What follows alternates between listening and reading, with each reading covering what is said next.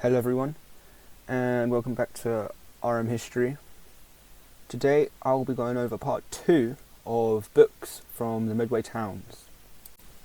The first book I will be going over is called The History and Antiquities of Rochester and its Environs.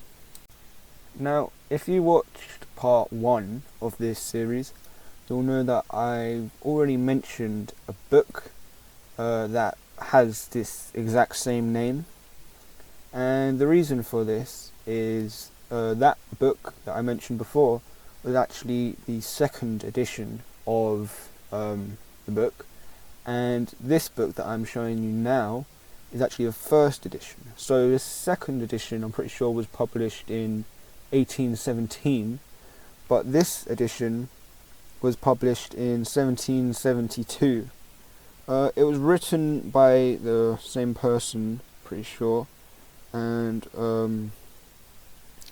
it's got pretty much the exact same information, history about it, but it's much older. So, for example, in the chapter about Sir Joseph Williamson's mathematical school, it says it's got a different headmaster. And it's just got more. It's got different information in that sense. It's not different historically, and it's still all the exact same, like sources and everything like that. But just the modern information for that time, of course, is different. Now, unfortunately, my copy of the book doesn't come with the map that's meant to be at the front. My 1817 edition of the book does come with a map, which is quite good, but at the same time it's in quite bad condition. The pages are quite starting to tear, and they've got like the yellow foxing and stuff all over them, and the front cover of the book's also detached.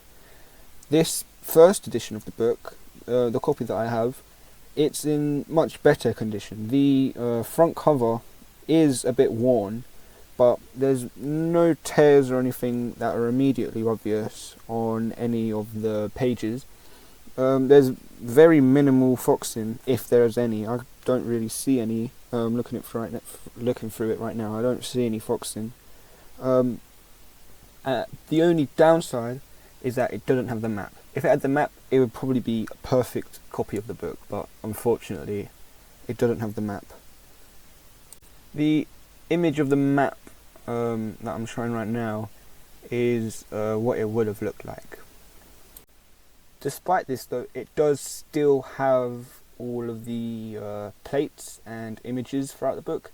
As you can see on this image, it's a picture of Rochester Castle and Rochester Cathedral in the distance, taken from around the river.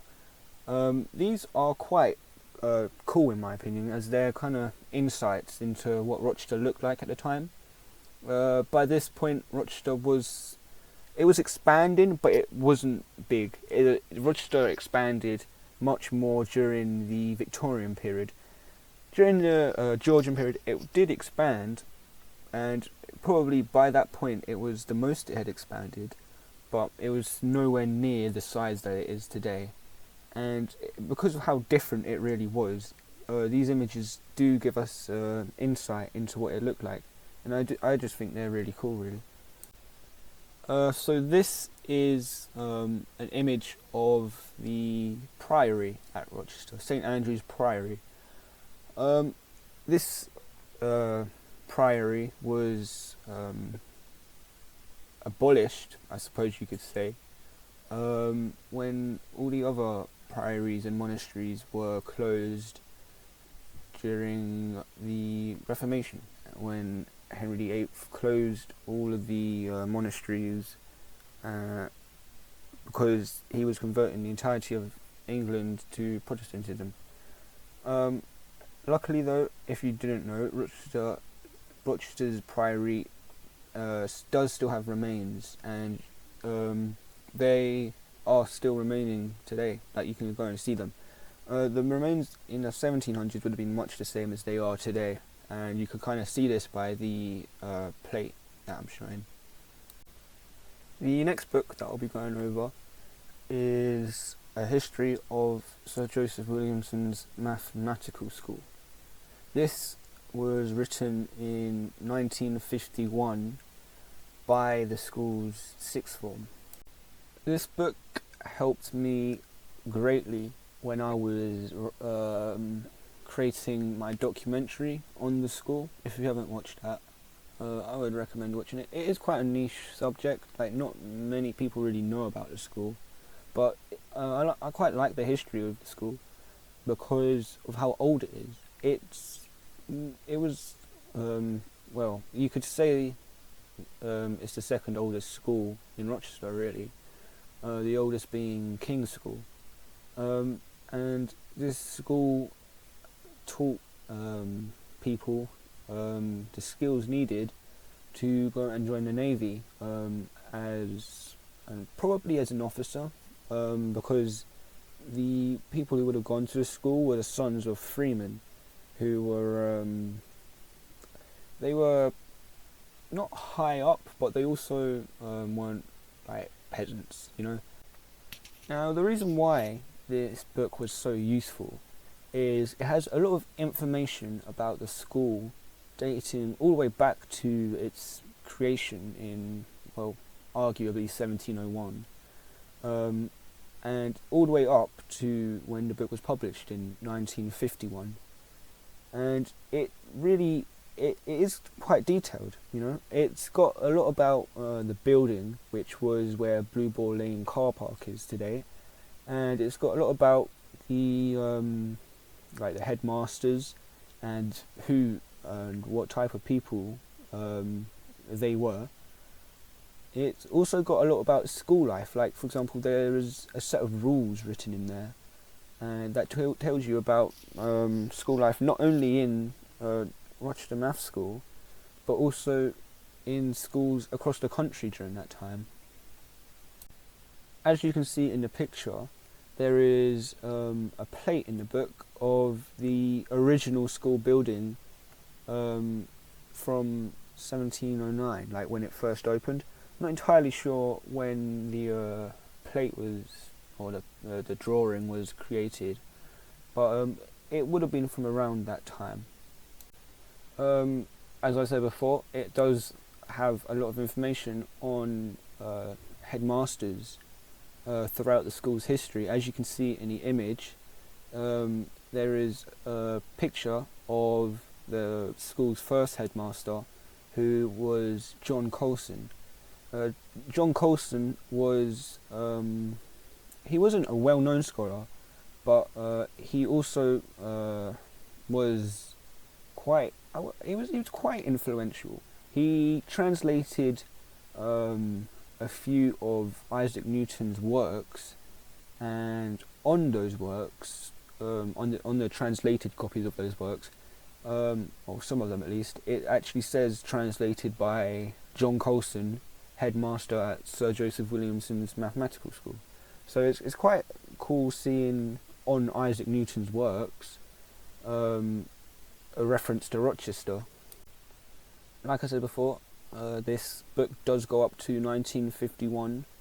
The image I'm showing kind of proves this, as it is a rather modern image.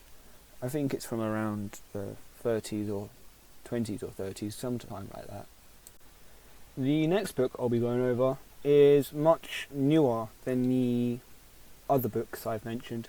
It's the Gillingham Chronicles by Ronald A. Baldwin. It was published in 1998, and I personally think, for research about Gillingham, I personally think this book is probably the best out there. This book is a very in-depth study into the history of Gillingham and the area, really. It starts off like prehistoric and goes all the way up to really the modern times. You can tell how in-depth it is just by the thickness of it. It's just over 400 pages of just history of Gillingham, and I do really think it's probably one of the best books about the Medway Towns, really. The History of Rochester by Frederick Francis Smith is probably the best study into one of the Medway Towns. This one I would probably say is quite close second place. It comes not only with a load of information about Gillingham, but it also comes with images, which I think is one of the best parts of a book. Really, you can only get so much information by actually reading, but if you see it with your own two eyes, you really get a lot more like information. You can really picture what they're talking about way easier, and it just helps you create that image of what Gillingham would have looked like, and how life in Gillingham was 100, 200, 300, maybe even 400 years ago. The last book we'll be going over for today's video is Traffic and Politics, the Construction and Management of Rochester Bridge, AD 43 to 1993. This book, it's written by quite a few people, but it's kind of compiled and edited by Nigel Yates and James M. Gibson. It was written in 1993, and it really gives like the unknown side of the Rochester Bridge's history. Really, not many people realise how much history the bridge actually has. It dates back to the Roman times, and the current bridge dates back to there's the 1914 bridge, which in itself is quite old. And then the railway bridge is from, I think, the 1850s, which again is quite old.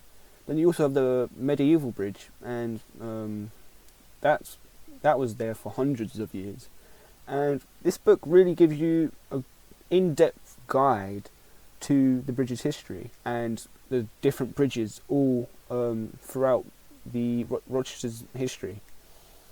I would say that this book is probably in third place for best books about the Medway Towns. I would personally say it has more information about the bridge than the Chronicles of Gillingham does on Gillingham, but I would say that's because it's about a much smaller topic, and I would say that the Chronicles of Gillingham actually gives you the history of loads of different things throughout Gillingham, and then it gives you, of course, a history of Gillingham as a whole, whereas this book only gives you a history of this specifically Rochester Bridge, and that's why I think it's in third place. Much like the Chronicles of Gillingham and the History of Rochester, this book has loads of images of different architectural plans and images of Rochester Bridge throughout its history. They're quite unknown images as well. Throughout my research, a lot of the images that are in this book I've only ever seen in this book and on the Rochester Bridge Trust website. And so I think this book is a really good book for reference, as it has quite a lot of unknown history that is only kind of known by the Rochester Bridge Trust. And again, like I said not that long ago, the images really do help you understand the history, and so I do think this is a really good book. And if you're interested in not just the bridge but Rochester as a whole, really, this book is excellent because it tells you the history of not just the bridge, also the surrounding area, because the surrounding area had to contribute towards the bridge to keep it running, and so you do learn about the surrounding area and stuff as well. Anyway, that's all for today. Thank you for watching. I may be posting part 3 of this series. I do quite like my collection of local history books on Rochester and the Medway Towns. And it is also constantly expanding, so I may be able to make even more parts than just 3 parts. But anyway, thanks for watching. I hope you enjoyed. If you haven't, I do recommend you watch part 1 as well. And bye.